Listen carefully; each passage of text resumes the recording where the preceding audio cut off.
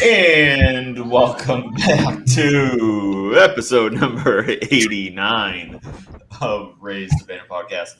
It is one of your three co-hosts as usual. Mac Tor, Zach Brewitt is back with us today. Benny Ballgame is back as usual. Boys, how are we doing? Fantastic. Doing well. Doing well. Last week we were off. Zach was actually no. Last 2 weeks ago, Zach was away prioritizing his wife. That piece of shit. Last week we were not here because Ben and I took the road trip to celebrate Section 10 night, supporting our friends over at the Section 10 podcast, Fenway night. We took a trip down there, visit Jared, Tyler, Steve, those guys down there, and it was a good time. You have a good time? Benny Ballgame? I had a great time. They walked off. Section 10 night is undefeated, so I think but the law of averages says if Section 10 night was every night, the Red Sox would go 162-0. Yeah, it was a great night. We stood in line way too long just to say hello to some of those guys. So yeah, I mean, Now, go ahead. Now, I do have a question for you, and I'll let you have the moment. The answer is no. What do you have to say about the fact that you dropped the foul ball? I did not channel my inner athlete at all. I was the guy that was a guy you see on TV and you go, oh my God, how do you drop a foul ball that literally lands in your hands? At first, I was like, oh, that looks like it's coming close. And I was like, wow, it's actually heading right for us. I wonder if I can reach it. And then I think in the moment, I felt as if the guy next to me, who was easily 20 pounds heavier and like 6 to 8 inches taller than me, like not like a fat guy. He was a larger than life human being. Zach, if you listen carefully, you're hearing an excuse. I was going to say, it sounds like an excuse waiting to be queued up right here. And then I was like, I'll just put my hand up, like maybe. And then the guy next to me never reached for it, so it literally hit me in the palm and bounced and landed in some drunk guy's lap behind me. And I don't think I've gotten over it. I think I'm still stewing. Not only is it not an excuse, you also didn't apply yourself hard enough, so that it's really a double whammy as to why you lost it. Yeah, I will say foul balls when they're up in the air, they're very deceitful of like where they're going, right? Yes. Like by where they hit their feet. Like, I mean, Matt, how many times did a foul ball go over our head by like 300 feet that I stood up for, thinking it was coming right at us? Yeah, well, to be fair, you're just very overdramatic. There are multiple occasions where I didn't even look up. I didn't even look up into the air. We were Loge 110. First row of Loge, like kind of right behind the dugout. So we were like, we were pretty close, but we were sitting there, and like multiple occasions, I didn't even like look up, and Ben's like, like a kid in the candy store just looking for his first foul ball.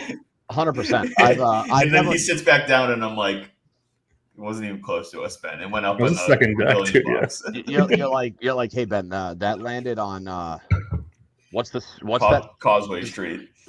No, Causeway Street. That's the garden. Nowhere near. That is a fucking behemoth of a. Yes, I know that's how far it went away.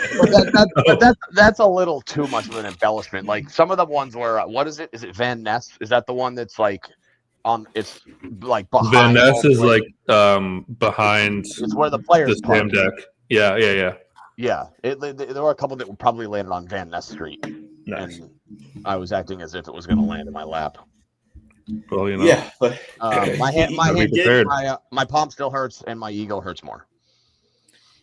He gave a valiant effort. I will say that. I gave myself a solid B-. Like if I could do it all over again, I would have used both my hands and I would have a foul ball. Well, hindsight's always 20/20, right? It is, or sometimes 20/10. Better than 20/20. That was a good year. You missed it, and I'll give you the effort. The one thing I'll say about it The one thing I'll say about it is, as a coach, you didn't give it 100%. No, there's a statement that there's and I'm going to paraphrase, but there's a quote that always resonated with me, and it was from Gino Auriemma. He was addressing the UConn men's team, who I don't know if it was the going into like the field of 64. I don't think they qualified for Omaha this year, that particular season. I want to say it was 2023, and he had met with them and it was their first time qualifying for the national tournament in a while. And he basically said something to the effect of that going out and playing 100% and losing, like there's honor in it, but going out and like half-assing it and getting your ass kicked is unacceptable. And I definitely fell into the didn't give 100% and still failed category. Yeah, and that's where I find it mildly unacceptable. So mildly, that's incredibly unacceptable on my part. Yeah, so I'm a little bit disappointed in you. I might have to tell your two daughters about this one day. I mean, and let them like Section 10 does, have a little suspension coming around, you know? Yeah, an RTB suspension for the lack of effort on a foul ball. But anyways, let's get back, and we'll do Red Sox a little bit later. The New England Patriots coming off. It might be like it's a different type of frustration that we've felt in recent years. The recent years have been embarrassing frustration, more just like we absolutely suck frustration. This was we outplayed them, where we were better than them, and we literally just kept giving them the game frustration, and that's how you lost. You lose the turnover battle 5-1, and you only lose the game by 7. I don't want to say that's impressive, because that's not how you want to describe a loss, but that's impressive. Like and never mind the fact that 2 of the turnovers were on the 1 yard line. It was quite impressive. But overall, what are your thoughts heading into week 4 right now? How are you feeling? I know, Ben, you're not overly confident. And by that, I mean you're not confident at all. But what are your thoughts, boys? Yeah, I mean, interested to hear why Ben's not confident going into the Panthers game. But because they just hung 30 on and shut out the Atlanta Falcons, and the Atlanta Falcons are a better team than you. Are they? I have doubts about that though too. Better roster, I'd say, but better team. I'm not sure. But I agree with like the frustration in terms of the loss, because it was easily a winnable game. Again, you can't turn the ball over on the 1 yard line two times in a row. The one thing I will say is that Drake's pass was tipped at the goal line. Now that being said, he still should have made that read faster and gotten the ball out a lot faster. He was wide open. But the positives are like you said, the defense really showed up. Alex Kerr, how do you pronounce his last name? Whoever is taking over defensive play calling for Nick Kerr. Exactly. Was exceptional. Really, 2 games in a row he's played a really, really, really good game. I know they pretty much gave up 30 points to Miami last week, or 2 weeks ago, but really, really good game defensively, ugly game offensively. I think it looks like I got a notification from the Sleeper app that TreVeyon Henderson was now taking first round or first team reps with that running back. Hopefully that sticks. Hopefully they go offside or to the right side at some point with TreVeyon Henderson. It feels like they've only run to their left side with him.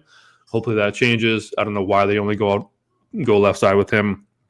But moving forward, they got to move off of Pop Douglas, and I would love to see them incorporate, Booty more.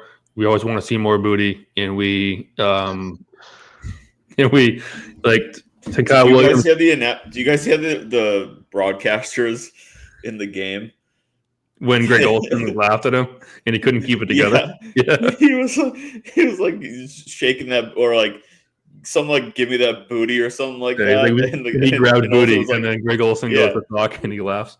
Yeah, I heard He's that. like, I'm trying to hold it together. Yeah, that was good. But I mean, like you said, overall, is it weird to say that I feel like positive coming out of a loss, because like that game was so winnable if you benched Ramondre sooner after the first fumble, like Bill would have done, you probably win that game. And I think,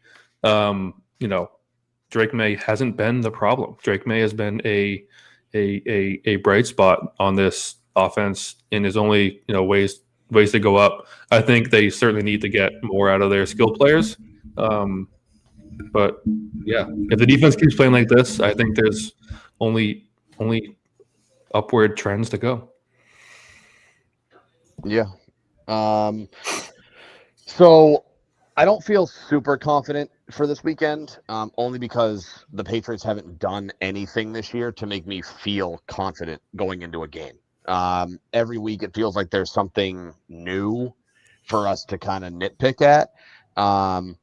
I think there's a little bit of an element of luck that they even have one win. Because if Devin Achane doesn't step on the sidelines, the Patriots lose against the Dolphins. Obviously, they close the deal, right? Like Achane steps out of bounds, like that's a mental mistake. And then they close the deal with the sack at the end.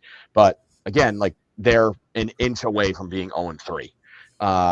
And we'd be having a different conversation about like, okay, well, they haven't won a game. They can't close a game. They're undisciplined. The offense can't score. Like we'd be having those kind of conversations. I mean, not that we shouldn't be now, but definitely more so, I think. But yeah, I mean, I think that, and I heard this on Zolak and Bertrand today, and it's not something that you want to say as a coach or as a player, but I think as a fan, it's a different story. That, obviously you hate to hear as a player or say as a coach things about moral victories. But I think as a fan, to Zach's point, right? Like how you say you feel positive coming out of a loss. I think from a fan perspective, the moral victory is, okay, we outplayed the Steelers for the most part. I think I'd have to look back. I think there were a couple of things that the Steelers may have done a little bit better. But it wasn't that much. For the most part, the Patriots were the better team. So for a team to have 5 turnovers, 2 inside the 5-yard line, and only lose by 7, like there's a little bit of okay, if we can clean up the mistakes, we had the talent to beat the Steelers. We just played undisciplined football. We didn't take care of the ball. That whole song and dance number. So from a fan perspective, there's a little bit of a moral victory there. Zach, you bring up Drake May not being the problem. To speak to that, Drake May is 5th in the NFL in passing, and he is tied for 7th in touchdowns. Yep. So, in the raw numbers, so he's got 785 yards passing, which is 75 yards shy of Justin Herbert, who currently leads the NFL in passing. Completion percentage, take that with a little bit of a grain of salt. I would argue he is 2nd in the NFL in completion percentage. The quarterback second on this list is Brock Purdy. Again, asterisk, he's only played 1 game due to injury. So for quarterbacks that have played multiple games, Drake May trails only Jared Goff in completion percentage. Goff sitting at 77.9%, which is ridiculous. And then Drake May at 72.6%. I don't know what the numbers are in terms of, the analytics love to talk about like turnover worthy plays versus actual turnovers. But if you want to talk about actual turnovers, Drake May's been okay in that respect. You'd have to look at quarterbacks that have played that don't, so take out certain things, right? Like, for example, like Derrick Henry currently ranks 1st in the NFL in interceptions because he's 0 for 1 passing with no picks. So guys that have the quarterbacks that have played 3 games. Let me just see. I wish I could specify quarterback only, but ESPN won't let me do that. Get off of ESPN. I'm just raw stats. So Let's see. 1, 2, 3, 4, 5, 6, 7, 8, 9, 10. You could argue that he's 11th with 2 interceptions of quarterbacks that have played multiple games. So, and I don't know if he's lost any fumbles. I know that He had one last week. Okay, I know he fumbled week 1, but recovered it. I didn't get a chance to actually watch the game last Sunday. I was at a wedding, so take that for what it's worth. Did not dial into the game remotely. There wasn't a good fumble either. I'll say. Really? Yeah, he went to go pull it down, and then he tried at the last minute to throw it away or throw it to the nearest running back, and he just completely bobbled it and put it on the carpet. Dumb decision. Stupid decision. So if you want to talk about QBR, he's league average, 57, just over league average, 57.5, which ranks 15th in the NFL. So, to Zach's point, Drake May certainly hasn't been a problem, but I don't think he's overcoming enough to be. He's not a reason they're losing, but he's not being the guy that's a reason they're winning the game either. Which I think is a fair. I mean, granted, it's only been 3 games, and we knew this coming into the season. They do not have top-notch talent at the skill positions. I know that Pop Douglas has been pretty inconsistent. Hunter Henry's been basically his number 1 target. He has shown a lack of I don't know if it's a trust or a desire, but he is not really targeting the wide receivers much. And they have quite the rotation of wide receivers. Kayshon Boutte currently has the highest share of the offensive snaps at wide receiver, followed by Mac Hollins. Stephon Diggs, I don't know if he's actually hurt or if they're just really taking it easy with him and not putting a ton of pressure on him. But after 3 games, he is still sitting below 50% of the snaps on offense. I would like to think that that's because he's not 100%. He's good enough to be out there, but he's not 100% to be out there for 65-70% of the snaps. So going into this weekend, I'd have to look at the lines. I would imagine they're favored, but I don't know. I would imagine it's a relatively close line. Let me just bring it up real quick. Actually, Pats are favored by 5.5. That feels like a lot. So, I mean, and we'll see. Matt and I were talking earlier about me not being super confident. I know Tet he did not practice today. So if he's out, that obviously makes it a lot easier because the Patriots' biggest bugaboo this season has been defending the pass, not necessarily defending the run. So, I would say, at least so far, I would say it's probably 50-50. Again, the Pats just haven't done enough to make me feel good going into a game. Hopefully they got to clean some stuff up. If they can play more disciplined football and take care of the ball on offense, this team could very well be, I would say 2-1. I just think that their game plan week 1 on offense was odd. I don't think that they necessarily played themselves out of that game. They didn't do enough on offense to really compete. I mean, if they just simply have 4 turnovers last week, they probably win that game.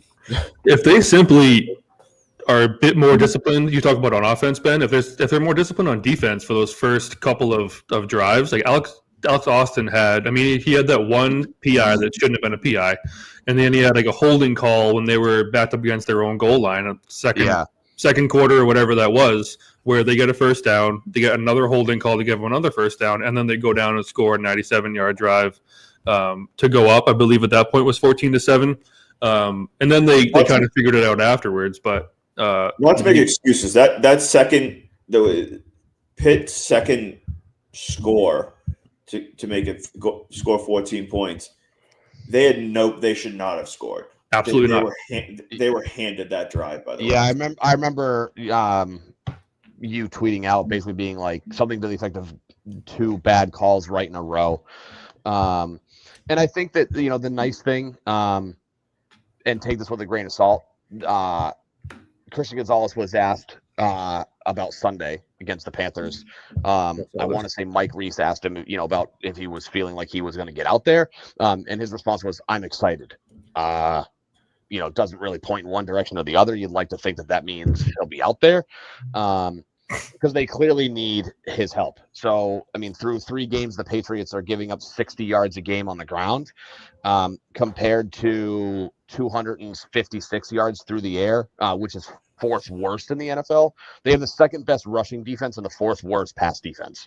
Can't necessarily say that I'm surprised when you don't have Christian Gonzalez. And I know that Carlton Davis is good, but he's not a number 1 corner anymore. And I think that, they're still trying to figure things out in the back end of the secondary. They have Jalen Hawkins, who's never been a starter on a consistent basis, and you have Craig Woodson, a rookie. So they're still trying to figure things out there. Too many mistakes. So if Christian Gonzalez is back, that should help that pass defense number.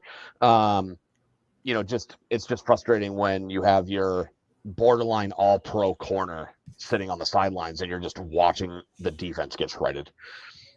Yeah. Hopefully he's back.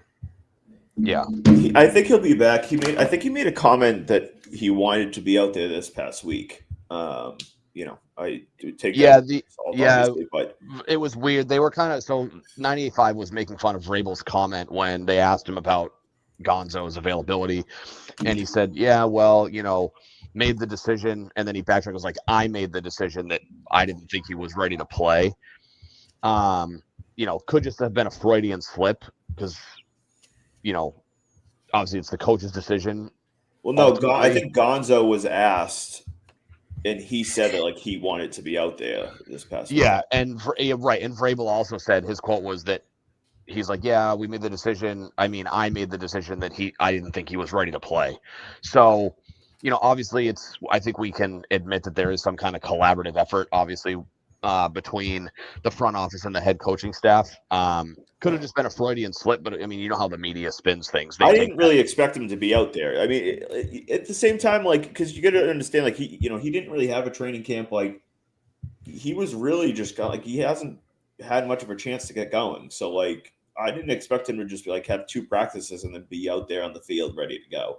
I didn't have a lot of expectations that he was going to play. Yeah, I didn't expect him to be out there either, especially because those 2 practices were also limited practices. He wasn't even a full participant. I'm just trying to bring up the injury report because it was posted earlier. I think he was a limited. Let me see. Yeah, so this is Reese from an hour ago. Barmore, not injury related, was a limited participant in practice, and then Gonzalez with his hamstring. Chason and Jared Wilson were DNPs today. So, hopefully he can work his way back. Breer had some comments the other day saying that Gonzalez, to his knowledge, that Christian Gonzalez has not had any setbacks with his hamstring, which of course sends the media into a frenzy to be like, okay, well, if he's not having a setback, then good God, what the hell's the issue? But hopefully he'll be back this weekend. Because they're kind of at that point in the season where they need to kind of turn things around now because they're still in the it's mostly soft part of the schedule. Obviously, they have the Bills next week, and then they go into a kind of a pivotal point where it's some combination of the Browns, Falcons, and Titans, where you kind of have to have at least 2 of those games. Yeah, if they come out of this and the Saints are week 2-2.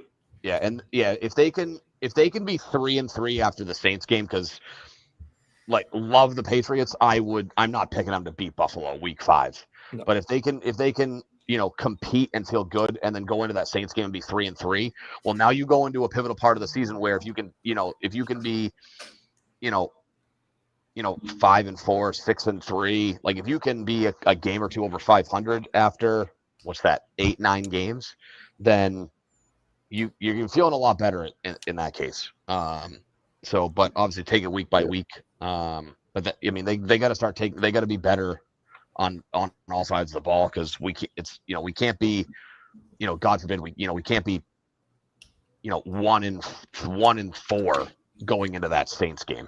No, you start out 2-2. You win this game against the Panthers. Hopefully you get Christian Gonzalez back. Then your defense, and if the defense can keep doing what they're doing, then you're in a better spot, and obviously you just keep getting better on offense. Then Yep. then like you get Drake a bit more comfortable with Josh's offense. You get Ramondre Stevenson as your RB3 because he can't hang on to the ball, or if he starts just using Stickum or whatever, and start getting some of these guys going. Stephon Diggs gets more healthy and starts getting more reps. Like you gotta get the momentum going of, okay, now you have an actual offense. You have your defense is continuing to play, very well.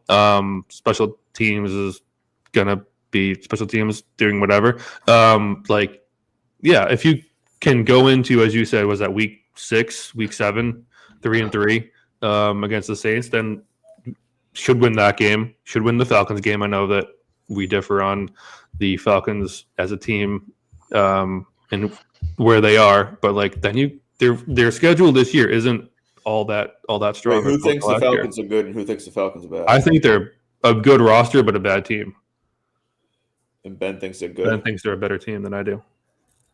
Right now, I would say the Falcons are a better team than the Patriots. The Panthers must be really fucking good. I don't think one game would dictate that. I will say, I'm just being a jackass. But looking forward to this week, though. So overall, I think the Patriots have to take advantage on the ground. The Panthers are kind of in the middle of the league in pass defense.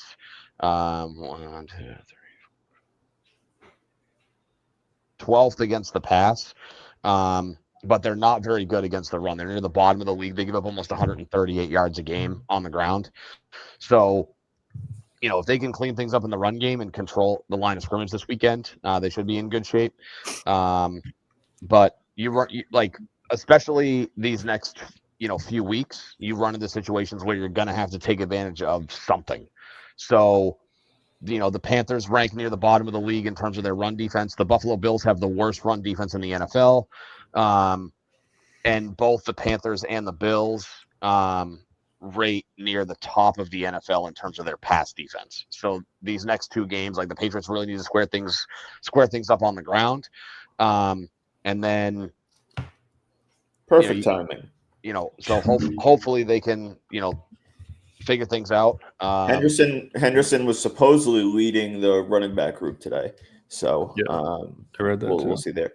The one thing I want to comment on in terms of the Steelers game and just kind of the first 3 weeks, I have noticed, and one thing I commented on in post game of week 3 is there, in my opinion, there's positive trends in terms of the scheme and Josh McDaniels' adjustments altogether.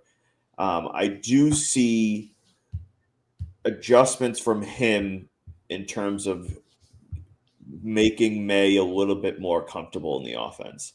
Ben, I obviously know you weren't able to kind of see the game live on Sunday, so it's tough for you to kind of be able to give your opinion on it. But he's definitely getting May out a little bit more in space. There's a little bit of creativity, kind of some bootlegs. Some of those plays where they roll them out to the right, then it's a pass that kind of diverts to the left side. They did, I think, that to Hooper on one play against the Steelers. There's definitely some good diversity that they're starting to work into. The one thing I would like for them to see is to really start to push the ball a little bit more vertically down the field now. They're definitely, it's showing to be a little bit typical of a Josh McDaniel offense in the sense that it's running through the tight ends and the running backs. And so, that's not shocking because, I think your better players are from those positions. I think Henry is a good player. I think Cooper is a reliable tight end. And we know, Stevenson is Stevenson. I think when he's playing well, he's a solid back. And we know Henderson can have the upside to be very good. And we know Gibson is solid. But I would like to see them start to stretch the game a little bit more vertically, a little bit more taking shots downfield. We saw that with Booty with May last year. We know that they have that connection.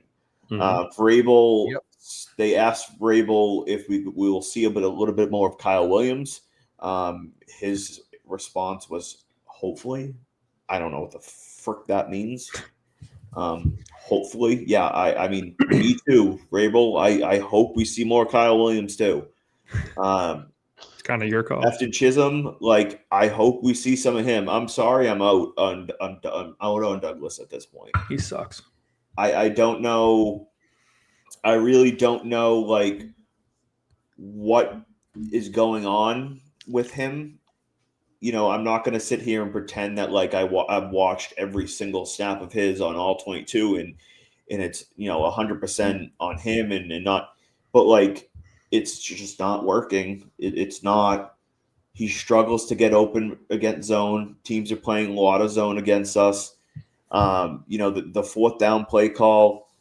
You need 2 yards. You line up 2.5 yards behind the line of scrimmage, and you take 3 steps, and you don't get the first down. Like you need to know where you're supposed to be, where you need to get. That's like the number one job in that position of what you need to do at the wide receiver position.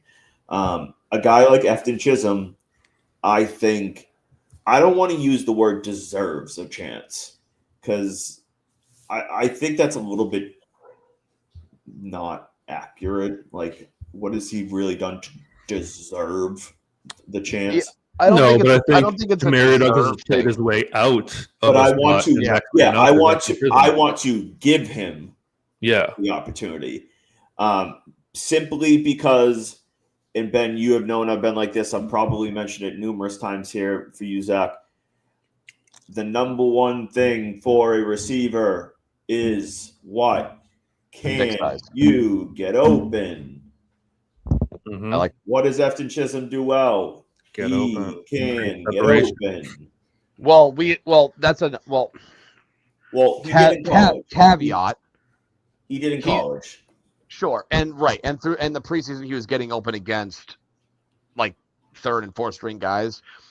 So yes, and this we obviously is where don't know so much. Yeah, and my internal battle is this, right? Like I look at it and say, okay, the coaches are seeing him play in practice every day.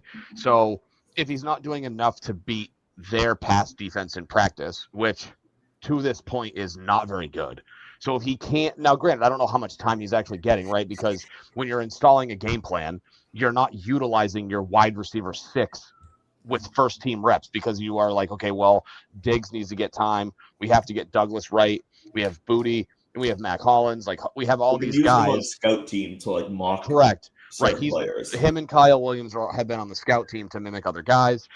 But I would like to Zach's point. I think that Douglas has played his way out of the conversation to be you must get first team wide receiver reps every day at practice. Like he has not played well enough to maintain that status with the team. Now, you can make the argument that Chisholm may not be the next guy that he needs to step up because you figure him and Kyle Williams have roughly the same skill set. Like neither one of them's an outside possession. Like they're not an outside burner. They're not a possession guy. Williams can definitely go deep though. He's got the speed to go deep. He does, but I would say, but his bread and butter is making guys miss after the catch and get him out in space. Like he's not who's a good example? Like Mike Wallace from back in the day. Matt, you not be old enough to know who Mike Wallace was. Throwback name, yeah. But he might be. He doesn't know who Mike Wallace. I'm 29, bro. I'm not 16. I mean. You Gen Zers don't know anything. Yeah, don't even start with me. So, but like you take a guy like Mike Wallace. Like Mike Wallace did one thing good, and it was, hey, run 30 yards downfield past the defender, and we'll have the quarterback just chuck the ball up and go get it. Right? Like that's not what.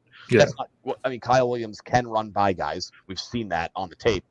But you figure both of those guys are shifty, elusive. Like just get them the ball and let them go cook in space, make guys miss, fight for extra yardage. So I think that, guys, Douglas has played his way out of that position. I'd love to see guys like Chisholm and Williams get their chance to showcase what they can do. I mean, not that Douglas is not like a guy that you see in the future because he's 23, 24 years old. So he's still young. Disappointing. Is he that young? I mean, he was a 6th round pick 2 years ago. So I can't. Maybe 25, 24.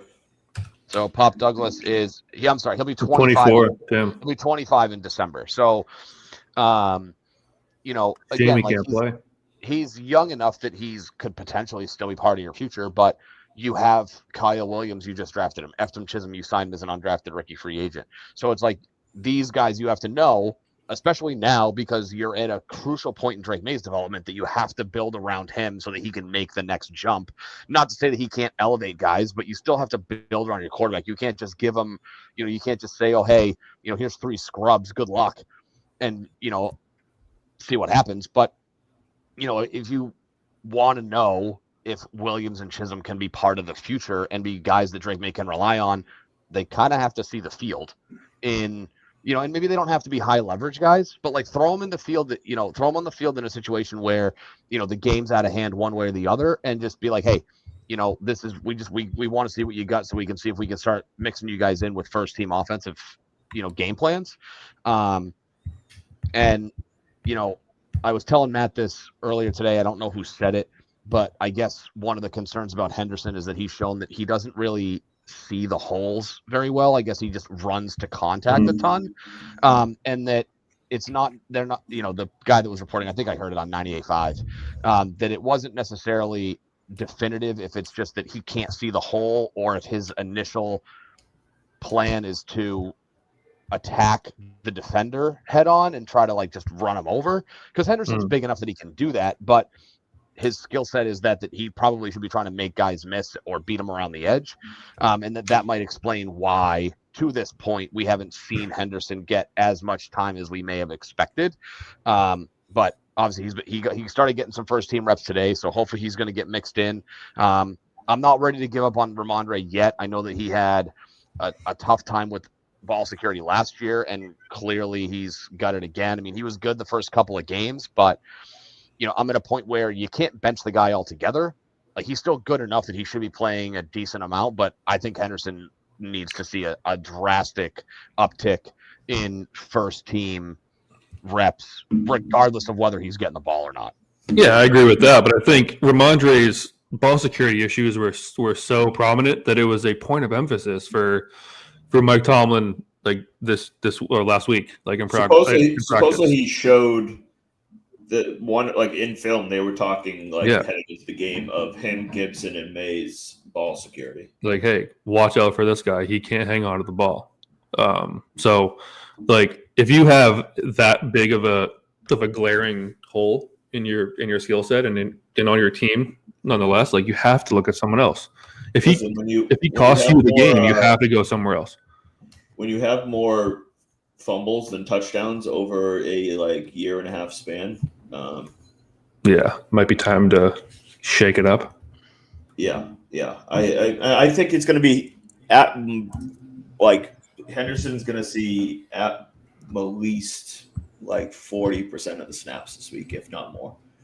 I think it's going to be him with a good amount of Gibson and a sprinkle of Stevenson. I don't think Stevenson's going to be benched altogether, but yeah. Well, no, his contract's too much. I think Stevenson might be like a blocking. I mean, like a third down back type of situation this weekend. In terms of heading into this game specifically, I mean, I have a little bit of confidence in, and I said it to you, Ben, and prior to recording, and I know it's significantly just easier said than done, but I just believe the Patriots are the better football team. I think that they're, in terms of offense first for offense, defense first defense, they're the better football team. That being said, if you come out and you have 2, 3, 4 turnovers again, you come out and have 6, 7, 8, 9 penalties again, you're going to put yourself in a scenario where you're not going to win football games.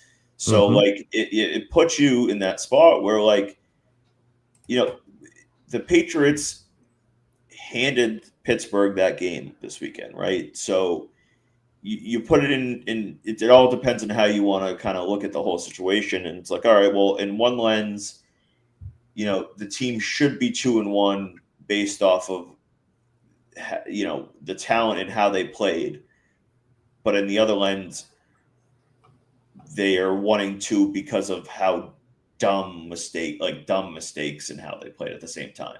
You know what I mean? When you say how they played, it just depends what you mean by that, obviously. And so, it's tough to like really expect, all right, they're going to have 5 turnovers again. Obviously, it's not really, you're going to expect that. If Gonzo is back, I'm fairly confident that they can throw some good looks at Bryce Young. I don't exactly view Bryce Young as a scary quarterback. Xavier will get blows. Yep. Hunter Renfro, he's a good route runner, but like he's past his prime. Like it's not a guy that generally scares me. Chuba Hubbard is solid. Their O-line's okay. Their defense is, I don't know, decent. I don't know where their defense ranks overall, but it's decent. Penix was just absolutely awful this past weekend.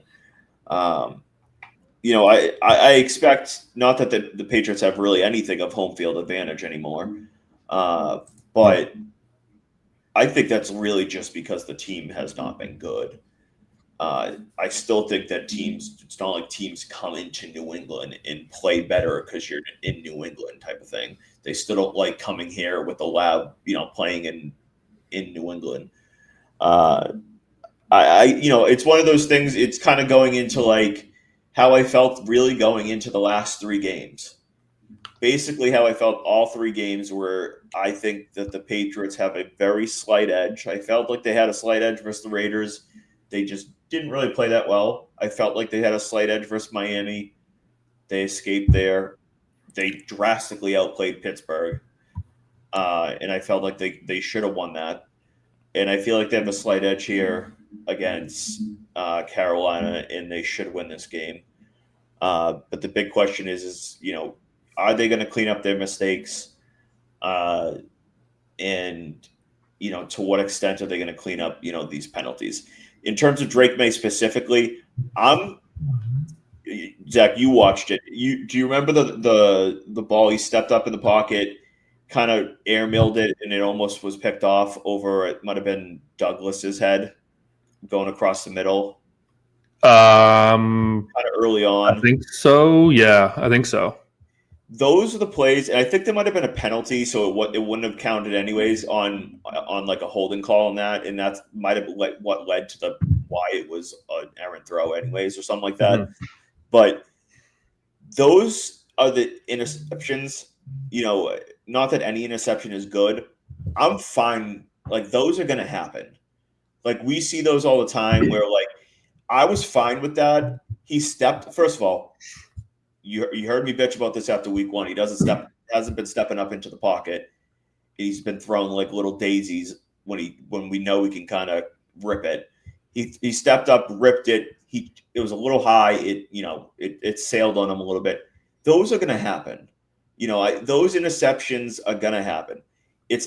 What I don't want to see is just the horrid interceptions, or the horrible fumble decisions like we saw last week, where he escapes up into the pocket, which was nice, but you could clearly see the guy coming from his right, and instead of just tucking it in and accepting the sack on 1st and 10, he decided to try to make a hero play and just kind of like heave it away to a nearby guy. Yeah, and he couldn't do it in time. Those are the plays as a quarterback you need to learn, like live for another down. And those are the things that like he needs to learn as, you're in year 2 now, right? And we know guys like Drake, like Josh Allen struggled immensely in year 2, especially in the first half of his year 2. And by mid-year 2, players were, the talk around Josh Allen in the middle of his second year was this guy like sucks. Yeah. Like, he's going to be a bust. Yeah, he didn't really figure it out till year 3. Which by the coincidentally end, was also the year that they picked up Stephon Diggs. They from got Minnesota. Stephon Diggs. Yeah. so by the end of year 2, right around about halfway to 2/3 of the way through year 2, he started to kind of turn the wheel and like kind of figure it out a little bit. And then by the end of year 2, he was at that like, okay, he was starting to click. Things were starting to click a little bit. And then yes, they got Diggs, and he kind of broke onto the scene in year 3. So things are still early for May, and as we talked about, he's at what now, 15 games played, right? He was at 12, and then now we're at 3 more, so 15 games played. So we're we were still not even technically at a full season worth of games. Like, so it's still early, but like, you want to kind of see that progress. And as we start getting into, we got Carolina and Buffalo, but then we have a pretty decently easy pack of the schedule coming up, where like you really want to see him start to hit his stride in a development sense. And he, like you said, Ben, he's not like carrying the team. You don't need him to come and light him up, but you want to start to see him pick the offense up a little bit, cut down on these dumb mistakes, become a little bit more consistent drive to drive, game to game. And so that way, when by the end of the season, he's playing more consistently solid to good football. And then ideally in this offseason, they're looking at, going to get him a legitimate wide receiver 1 type of thing, similar to that of what they did with Drake May. Yeah. I think. And I agree. I think you need to. Sorry, I didn't mean to like steal that from you, but I would agree. I think you need to see the progression. Like you said, like you get into a spot in the schedule where it's not like you're getting top talented teams, right? So obviously they have Carolina this weekend, then at Buffalo.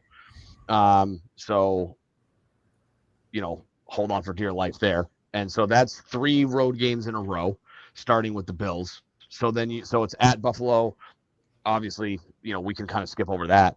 But then you go at New Orleans, which they're not very good. Not that the Patriots are playing very well, but that's a I don't want to say it's a winnable game. They shouldn't expect to win, but that's a winnable game at New Orleans.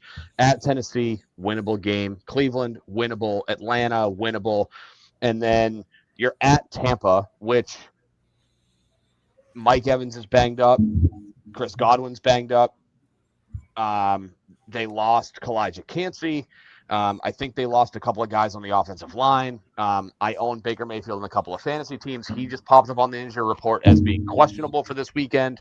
So, I don't think that feels as daunting. Not that it was ever really daunting, but people were talking about Tampa as a possible sleeper in the NFC because of the talent on the offense.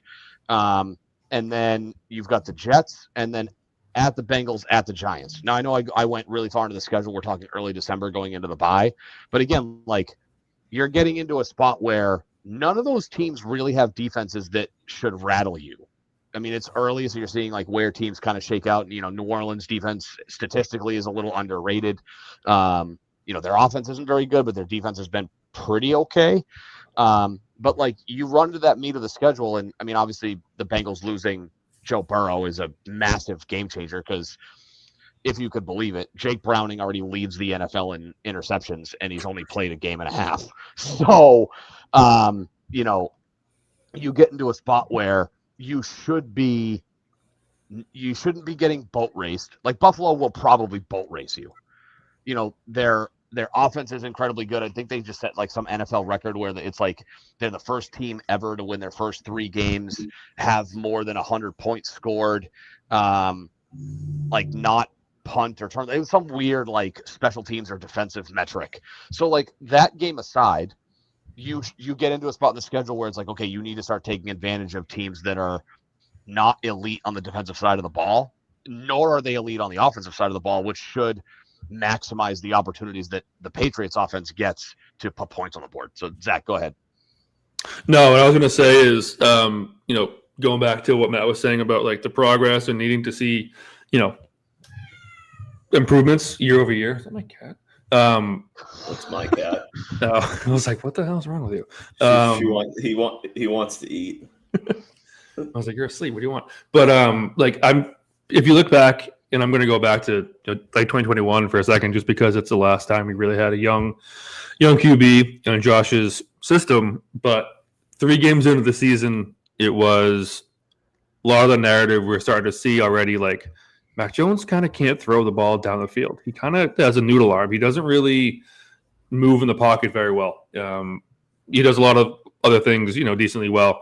But with Drake, we're seeing like differently. Like he definitely has the arm. He definitely has much better, pocket mobility and legs as a whole.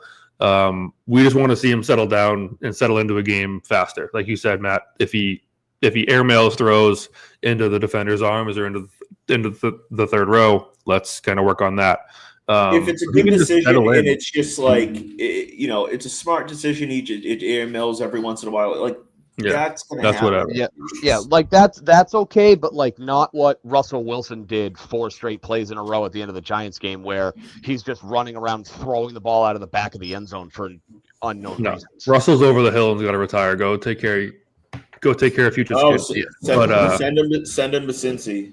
Go take care of Future's kid. But like Drake May is, if you can just like settle into the offense, start again showing improvement week over week, fixing the issues that he had the previous week and working on those, like you're in a decent spot. And like you said, Ben, after Buffalo and a couple other games, like the schedule softens up and you should be able to take advantage of some of these teams going forward. And especially if you fix, if Travion starts getting going, if Ramondre figures out his ball control issues, Drake May kind of, figures out the offense a bit more and gets more comfortable. Like we could see what happens with a functional quarterback for once. Yep.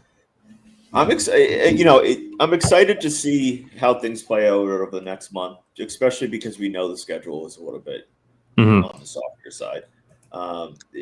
This week is similar to kind of the feel of the Miami week. Like if you go into 1-3, and then you're going into the Buffalo game, and you chalk that up as, I guess, a loss. So you're going to be 1-4. It's like if you're standing at 1-4, then you're like, oh crap, type of thing.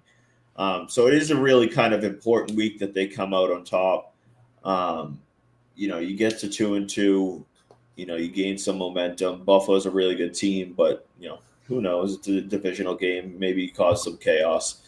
But then you get into a stretch where you can kind of.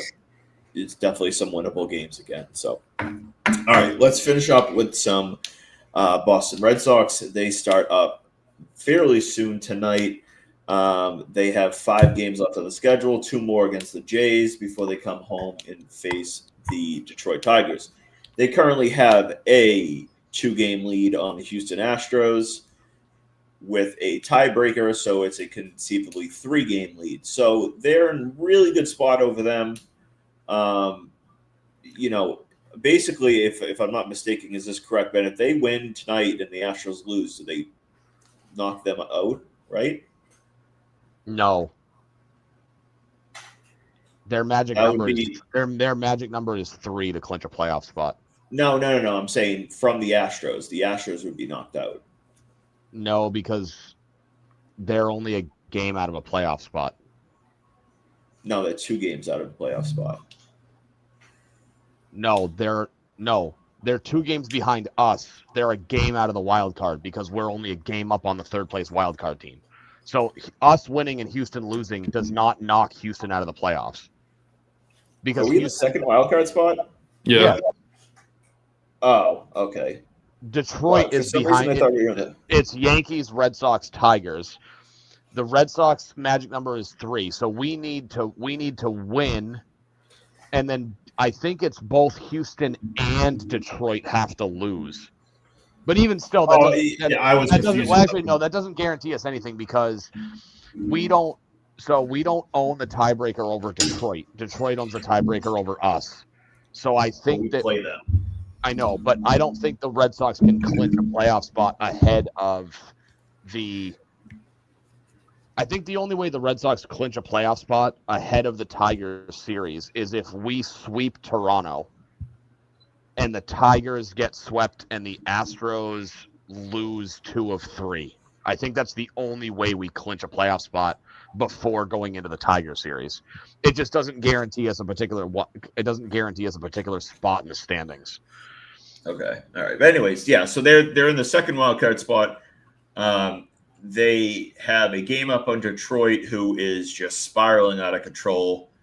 They are playing the Guardians tonight. They have 2 more games against the Guardians before they come to Fenway. They're currently in a rain delay right now in Cleveland. But they are facing the Guardians. The Guardians now have a game up on them in the division, so they are now in the wild card spot, which sets up obviously a wild last series potentially. The only thing there, I'll say, is if you knock out. No, because I think they can. If you knock out Houston, that would mean that the Sox clinch, because that just means. But they can't. They can't do it tonight. Is my point. No. But you said before the Detroit series. Right. The only way they clinch a playoff spot is they have to sweep. I'm sorry, excluding the Tigers. The only way they clinch a playoff spot would be if they sweep and Houston loses 2 out of 3. The Red Sox would clinch the second wild card if the Tigers also get swept. That's where I was going with that. So if the Sox win tonight and Houston loses, nothing happens. Do they not? Houston's not eliminated? No. Because Excuse Houston me. would. No. The Sox don't clinch a playoff spot? No, their magic number is 3. They would have a 4-game. They would have essentially a 4-game cushion. They still don't clinch a playoff spot. Okay, I guess. Because I guess so. They would have to lose out and Houston. Correct. No, because the reason is if Detroit and Houston all end up in a 3-way tiebreaker, the Red Sox are the odd team out in a 3-way tie. That's stupid. That's why their magic number is 3. That's freaking stupid. That's what I read. They have a tiebreaker over Houston, but if it's a 3-way tie, they end up being that's stupid. Correct, because they don't own the tiebreaker over Detroit, and I believe Detroit owns the tiebreaker over Houston. So because Detroit owns the tiebreaker over Houston and Boston, Detroit gets in and Boston doesn't. Yes, but then how does Houston get in? I don't know. I just know their magic number is 3. That they cannot win a playoff spot tonight with a win and an Astros loss. Okay, all right. So I'll double check that, but that was yesterday after the win. Let me see. MLB playoff clinching. Okay. So they're facing up against Crochet. Yeah, I'm gonna go. They're facing Crochet tonight. They got Crochet tonight. He is obviously their ace. He's not been as dominant as he has been in the first half, but he's still been pretty damn good. They're facing Scherzer, who is, he's got the name recognition, but he's. So here are your playoff clinching scenarios today.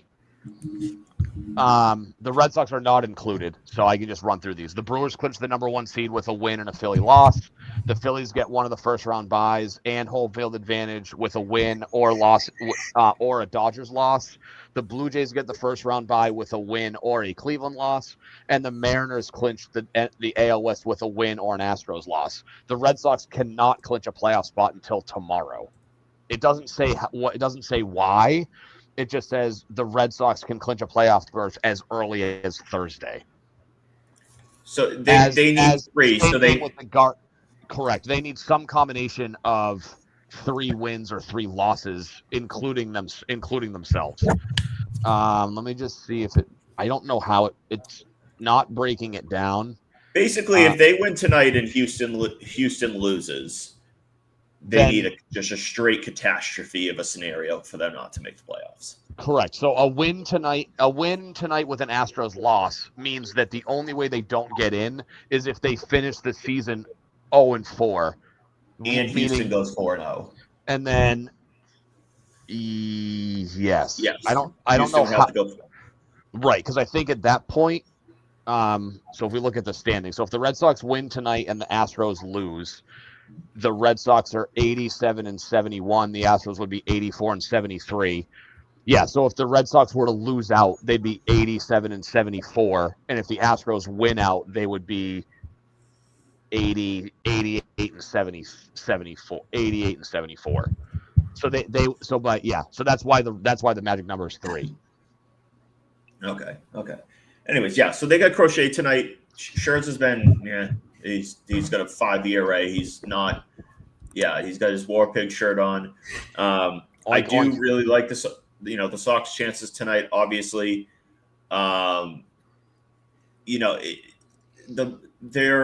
kind of gave their chances away over the last few weeks. They had a comfortable lead. They let it go to shit because their offense was pretty dog shit for a while.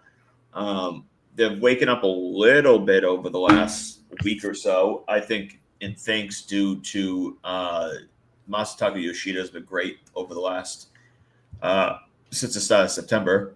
No thanks to the bastards of Boston baseball who suggested just yesterday that Christian Campbell should be DHing instead of him.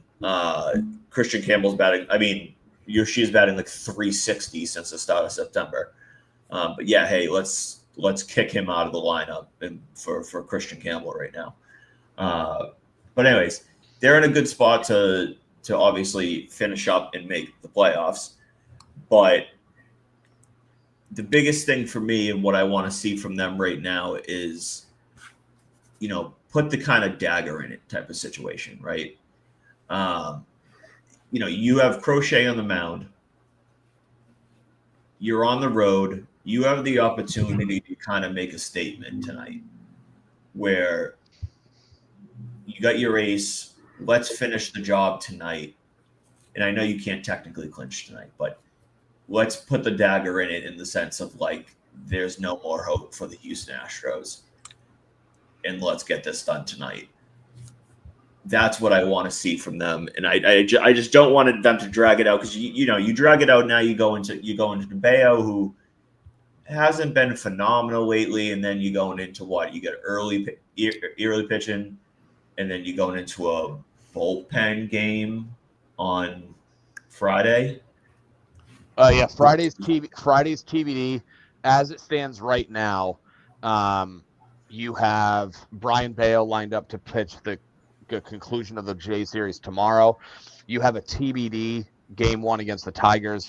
Connolly early is the projected start for game 2 of the Tigers series. Then they have Giolito closing out the season. In an ideal scenario, you lock up your playoff position and you don't pitch Giolito in game 162. Correct. He could absolutely use the rest. He has been not very good in his last couple of starts. It seems like he's just running on fumes at this point. But like Matt, I'm with you on this one. I would really love to see Crochet just go out and shove and more or less basically leave just the head of the nail poking up as the last nail in the coffin for other teams' hopes. Crochet has been mid over his last 2 starts, just in terms of non-strikeout production. Granted, the Cleveland game back in early September, notwithstanding, that was he gave up 4 home runs in a game for the first time in ever. But his last 2 starts, back-to-back 6 innings, 3 earned, 2 home runs in each game. The strikeout numbers are still there. He's got 21 strikeouts in his last 2 games. The walks are fine, 4 walks over his last 12 innings. But 2 home runs in each one of those games, which were home against the Yankees and at Tampa, respectively. You'd like to think that he can just shove and show that, if he goes out and has another 5 or 6 inning outing with only, give up 3 runs with a couple of bombs, maybe the background chatter starts to creep in that you're like, okay, like is Garrett Crochet running on fumes? I mean, he's already blown past his career high for innings. He'll go over 200 innings tonight, presumably. Hopefully, knock on wood, as all goes well. But I'm kind of with you. I would try to start really hammering in the final nail in the coffin tonight, so that things can really look good going into the Tigers series. It is plausible. Again, I'd have to actually hard crunch the numbers, but I'm pretty sure that if the Red Sox win these next 2 games and the Tigers lose both of them, well, they don't own the tiebreaker over Detroit, so that's not true, which I don't understand why, because if they sweep Detroit, they would have split the season series. So I'm not entirely sure how they don't have the tiebreaker. But I don't think at this point, I don't think it's mathematically possible. Well, I guess it is because there's only 1 game separating them. I was going to say I don't think it was mathematically possible for them to have the same record. But yeah, I mean, really basically finish the final nail in the coffin, because this is basically Garrett Crochet's last start is tonight. They bumped everybody back so that Crochet and Bayo would basically line up as your game 1, game 2 starter. Well, let me rephrase. It lines up so that in those games they're on regular rest. I'm on the fence as to whether or not I want Brian Bayo towing the rubber in game 2. Maybe we can dive down that rabbit hole. He just hasn't been good enough in his last 4 or 5 starts for me to be like, yeah, he's definitely my game 2 starter. Like all year he's been really good, but lately it's like, is he definitely your number 2 starter? The only other person that I really would give consideration to would be Connolly Early. The only issue I have with that is he's only pitched 2 games. They were against the same. You don't give it to Giolito? God, no. Yeah, Gio's been really bad the past couple of weeks. Giolito can't get out of last night. Yeah, and he couldn't get out of the 5th inning. He had 100 pitches through 4 2/3. Because he's like still not letting up much for runs. Yeah, it's because he's getting pulled in the 4th inning because he can't throw the ball over the plate. The reason he's not giving up runs is because he's walking everybody. In his last, I can look it up. In his last 2 starts, he's got say the reason he's not giving up runs is because he's walking everybody. That makes no sense. He's not giving up hits. He's walking guys. That's why it's I didn't say that he's not giving up. I think the real caveat is he's not giving up runs. He gets pulled with the bases loaded, and then they bring in Greg Weissert to go throw it away because he sucks. Don't let him No. Well, if he comes up with the bases loaded, it still goes on Giolito. That's what I mean. He's not the one giving up the runs. It shows up on his ERA, but himself isn't the one giving up the grand slam. It's Greg Weissert. Yeah, so Giolito's last 2 outings. So last night against Toronto, 4 2/3, 3 hits, 1 run. It was earned. 4 walks, 3 Ks. He threw 98 pitches in 4 2/3 innings.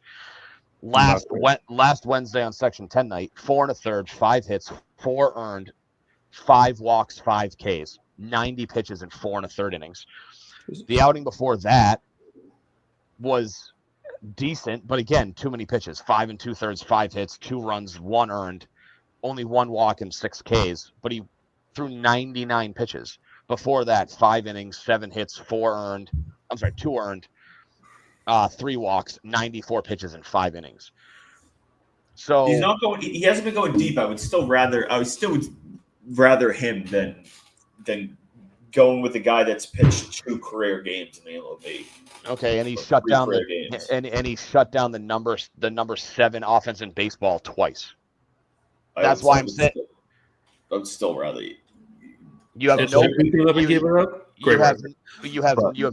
no book on Connolly Early, comparatively speaking, to Brian Bayo or Lucas Giolito. That's what I'm just saying, and it was tossed out in Section 10. I know, but that should Connolly Early be in consideration as your game 2 starter?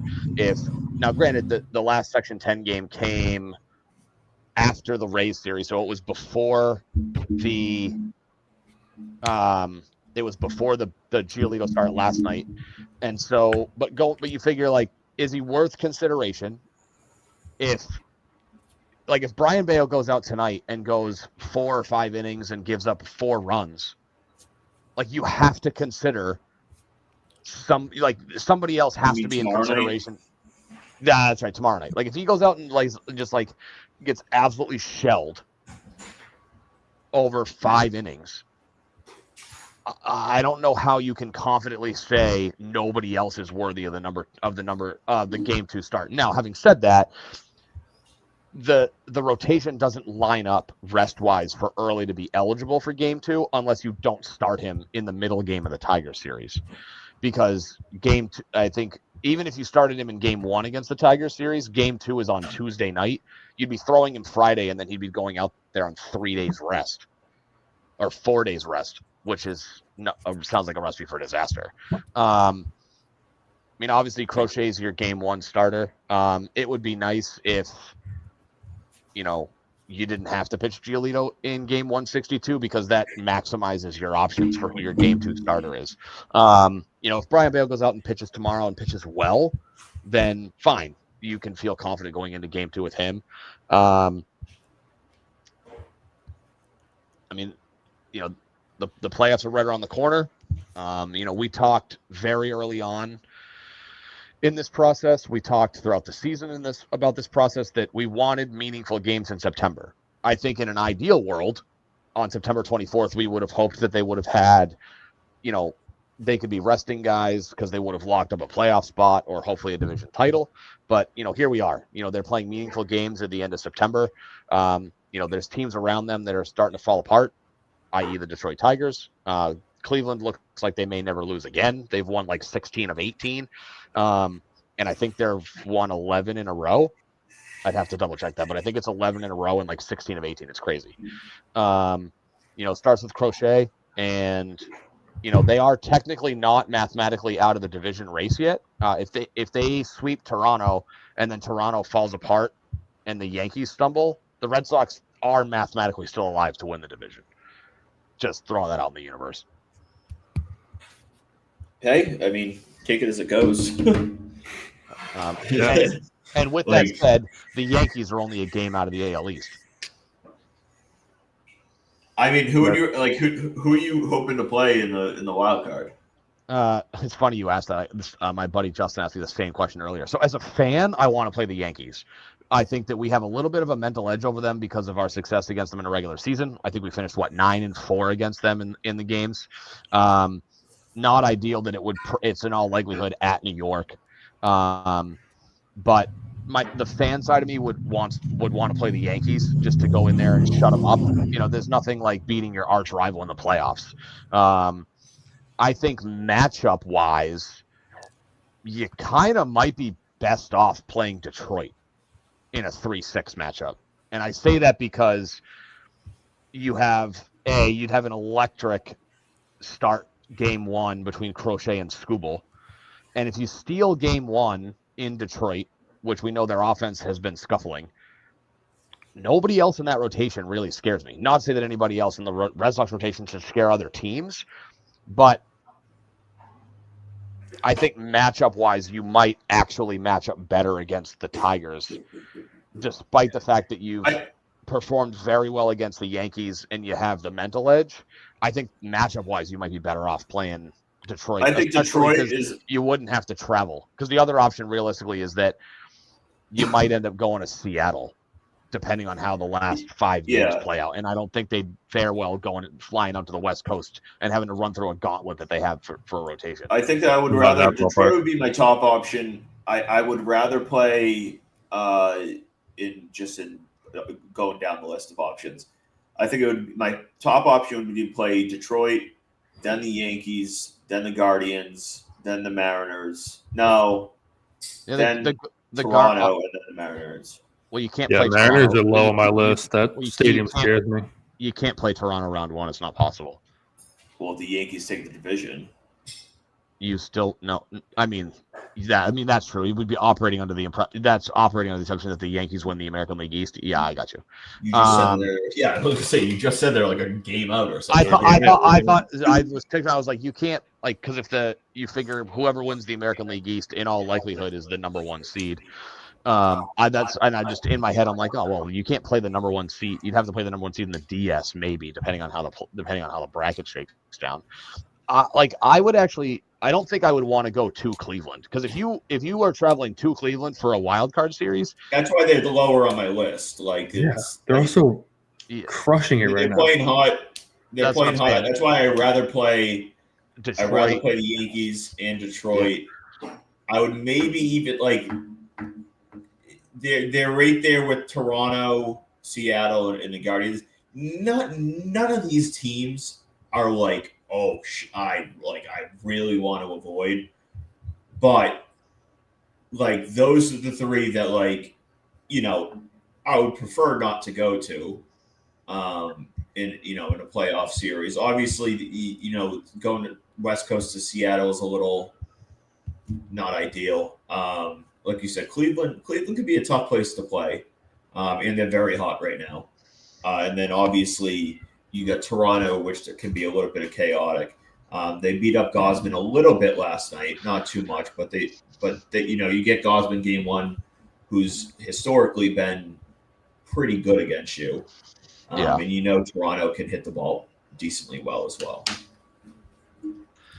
Yeah, and then you figure, I'm not exactly sure how the Blue Jays would shake out their playoff rotation. Obviously, they have Scherzer going tonight. I haven't watched enough Toronto Blue Jay baseball to tell you who they would roll out. I guess Jose Barrios is being considered as a bullpen arm at this point. So I don't really know what their rotation looks like. I would probably agree with your list of like your power rankings, if you will, of where I would want to play round one. I mean, obviously, as unrealistic as it is, my ideal scenario is you're hosting in the first round in some capacity. It feels unlikely that they're highly unlikely that they're going to win the division, because you're 4 games behind Toronto, which means you have to sweep them. And then you have to take at least 2 out of 3 from the Tigers, and the Jays have to lose at least 2 out of 3 in their final series. Not even sure who they're playing. Knowing our luck, it's probably like the Twins or the Royals or something. I think it's the Rays, actually. I think it's someone easy, yeah. And you're chasing the Yankees. You've got 3. The Yankees are 3 up on you right now. So, it feels inevitable that the only 2 things you're looking at are that they're going to be a road wild card team round one, or, God forbid they completely implode. It's either second or third wild card, or they're missing the playoffs. Houston's not really in a good way. They're 5-5 in their last 10, which includes losing 4 in a row. And I think so. The Mariners either need to win or Houston needs to lose, and then the Astros' only hope at that point is a wild card spot. But yeah, I mean, I agree with your list. Cleveland is probably the last place I'd want to play, just because I do believe in like, especially with recency bias, teams that are hot going into the playoffs typically perform very, very well. Oh yeah, I mean, we've seen it numerous times. I mean, the D-backs most recently, like you get hot in the MLB playoffs, you can make a run for sure. Yeah. Okay, all right. We're going to wrap it up there. We will be back. Obviously, at this point next week, we will know if the Red Sox are in the playoffs. They should have a wild card matchup if they do. Hopefully, starting. Do they have dates? They have dates at September 30th is September 30th, October 1st, and October 2nd are your wild card games. Yeah. Obviously, the second would be Game 3. So the way that it shakes out is, it looks like you're going to get Crochet Game 1 if they get there. And so, we'll see. But yeah, 7 days from this very moment, depending on how the schedule works out, right? Because you've got 4 games. You've got four wild card matchups. So depending on how they schedule it, 1 week from now, the Red Sox could either be advancing, eliminated, or needing to play a Game 3, depending on when Game 2 takes place. Yeah, so we'll see where we are. Obviously, we could record a little bit earlier next week, but we'll see that, and then obviously we'll see if the Patriots are 1-3, 2-2. If we want to, pull a hair out and scream at the top of our lungs over that again. Yep. But any final thoughts? No, I think talked about it. The last team I want to play right now is Cleveland in the playoffs. They're as hot as it comes. I do think we're going to end up as a 2 seed, just as a gut feeling, or the second wild card. And then maybe prediction, maybe not. Tigers fall out of the playoff race altogether. Who knows? Yeah, there's a decent state your take. I think that I don't know what the tiebreaker scenarios are for Detroit. It feels as if their odds are a little bit higher than that. Let me just see. Does ESPN list playoff odds? So they keep losing out. I mean, that's true. Yeah. So they give both Detroit and Cleveland an 80% chance to make the playoffs. Basically, my guess is it assumes that both of those teams are in. Obviously, one wins the division, the other one's a wild card team. And then they give Houston has the lowest odds of teams that have not been eliminated at 44%. Oh, we shall see. Yep. I think the one thing I'm expecting this weekend is a really, really good Drake May game. I think he's going to come out and play a really solid game. I don't know why, but I'm kind of feeling it. So hopefully I'm right. But hopefully, I'm planning to go to the game. I think planning to go to the game. So this will be the second time I've seen him. Yeah, I went last year. Yeah, I went last year to one of the later games in the season. Hopefully they win this time and didn't get their ass kicked like they did last time. I used to go to games all the time, and it was like, oh yeah, automatic win, and now it's like you go and it's an automatic edge. Be a good game. Yeah. Automatic. Yeah. You're just like hoping for a edge of your competitive seat. game. Yeah, automatic edge of your seat, but you're not sure if it's good or bad. Yeah, exactly. All right. Until next time, we'll raise the banner. Thanks for listening. Goodbye. Good night, guys. See you guys.